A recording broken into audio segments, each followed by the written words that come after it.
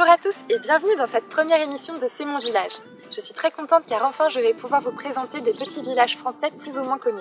Alors pour célébrer cette première émission, j'ai revêtu la marinière, mais je ne me trouve pas en Bretagne, je suis plus au sud dans le département Loire-Atlantique et plus précisément dans le petit village de Kervalet, un ancien village de paludiers. Les paludiers, ce sont ceux qui récoltaient le sel et qui le font toujours aujourd'hui. Ce petit village a gardé toute son âme d'antan. C'est mon coup de cœur, c'est mon village et je vous invite à le découvrir maintenant.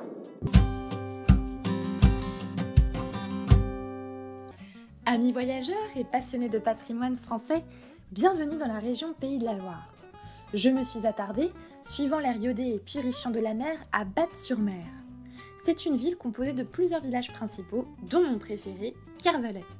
Amis bretons, vous apprécierez l'origine de ce nom, dit Kergoualec, qui veut dire village du Valeureux. C'est donc avec bravoure et passion que l'on arpente les rues de ce village au charme fou.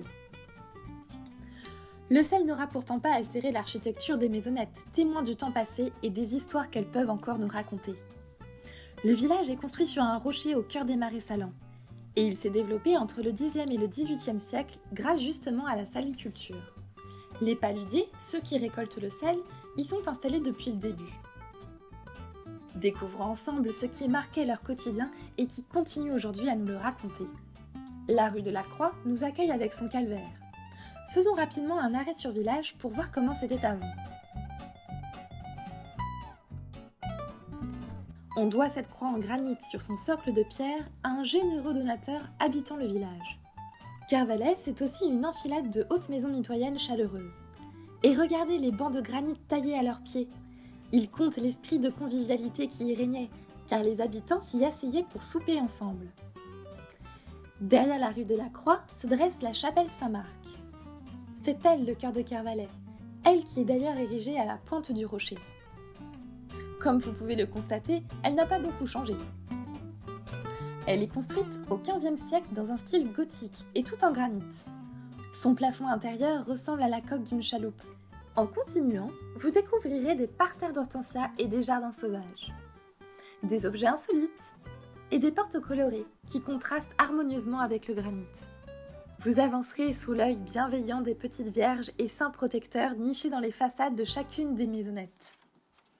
D'ailleurs, la lucarne est une particularité de l'habitat paludier. Par ces lucarnes, les paludiers rentraient les fourrages et y hissaient autrefois leurs provisions pour l'hiver. Trouvez la grande bâtisse à l'angle de la rue, appelée le château de la Pérasse. Elle est le premier musée des traditions populaires de Batte-sur-Mer, où l'on découvre la Pérasse, qui était un jeu de toupie traditionnel. Si vous levez la tête, vous découvrirez un exemple sculpté près du toit. Enfin, je n'en ai pas trop parlé, mais bien entendu, il serait bête d'être à Kervalet sans vous balader, à l'aube ou au coucher du soleil, dans les marais salants alentours. C'est la même beauté sauvage domptée par l'homme il y a des années qu'il vous faut capturer du regard. Si je ne me trompe pas, ce village sera parfait pour passer du bon temps en famille. Je vous invite vraiment à le découvrir. Alors j'espère que vous avez suivi avec attention le début de cette émission, car cela vous permettra de participer à notre jeu concours du mois en répondant à la question qui s'affiche sur votre écran. Qu'est-ce que la Pérasse ? 1. Un jeu de toupie traditionnel. 2. Un oiseau vivant dans les marais salants. Répondez en commentaire de cette vidéo pour participer au jeu concours. Vous pourrez gagner une bougie parfumée, un tote bag et des cartes postales qui vous donneront envie de réaliser de belles balades en France. Bonne chance! On est plutôt pas mal par ici. Je pense que je vais rester un petit peu le temps que vous découvriez la prochaine rubrique qui est le coup de cœur français.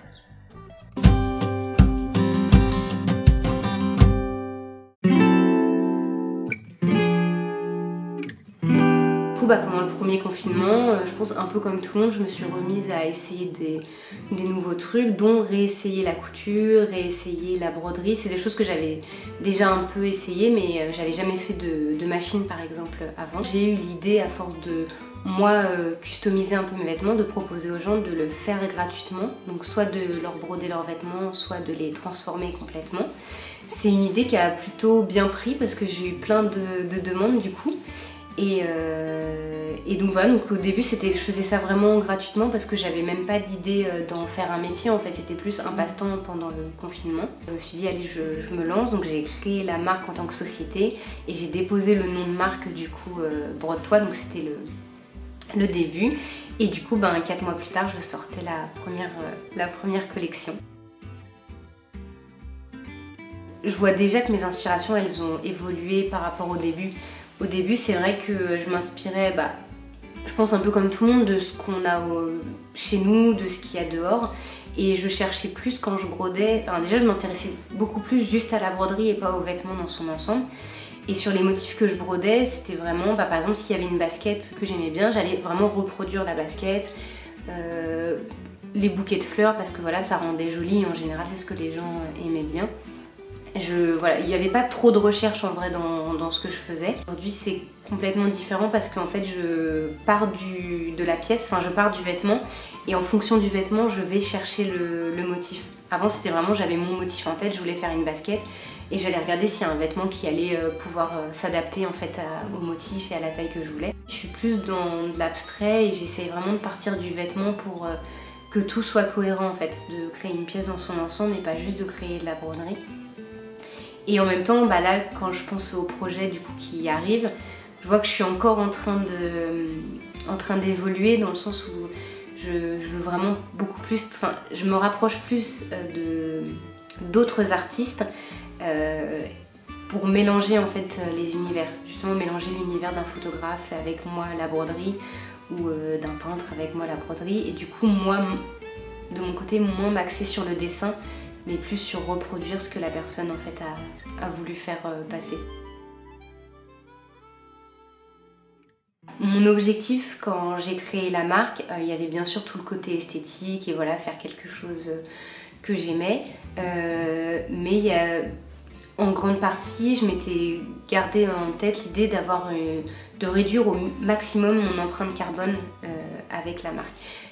Du coup je me suis dit que déjà toutes les matières premières en termes de textile ça serait forcément de la seconde main, donc je me dirige soit en premier lieu, ça sera toujours de toute façon un vêtement qui existe déjà, et si vraiment j'ai une matière en tête ou un truc précis que je ne trouve pas dans le vêtement, je me dirige vers des stocks de tissus de maisons de couture mais qui ne sont pas utilisés, donc c'est des fins de stock, donc dans tous les cas il n'y a pas de production qui est lancée. Une production que j'ai lancée, c'est que j'ai mis en ligne en fait des t-shirts blancs, c'est pour un projet donc, qui s'appelle Les Illustrés, et du coup là le principe c'est vraiment que je travaille donc que avec des illustrateurs ou des peintres.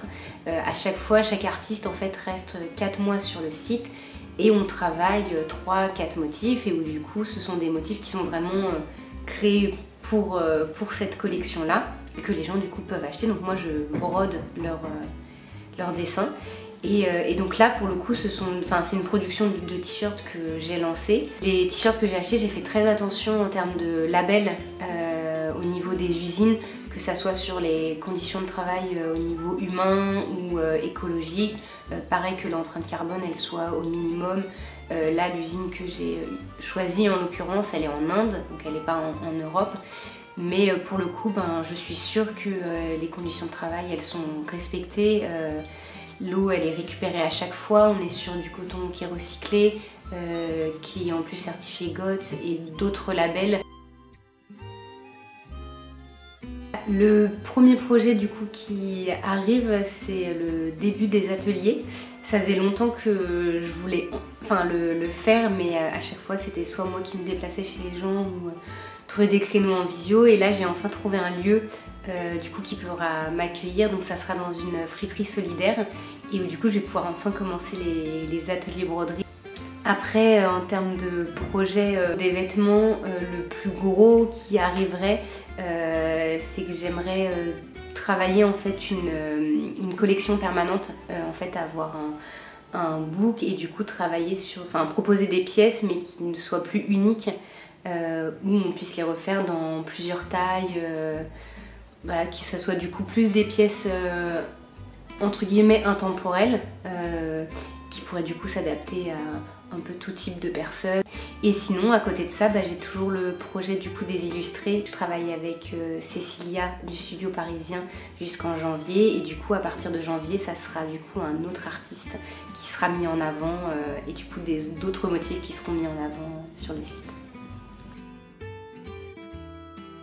Plus on avancera, plus on va se diriger vers de l'éco-responsable.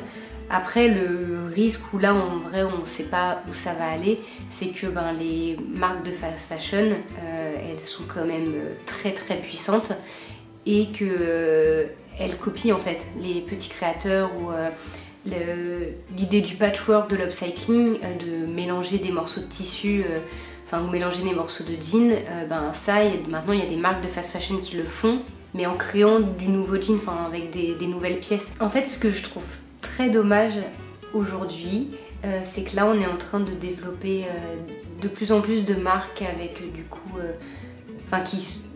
qui sont des marques de mode durable, donc où les matériaux qui sont utilisés, les tissus, il y a certains labels, et en fait je trouve que 80% de ces marques, en fait, je les trouve très tristes.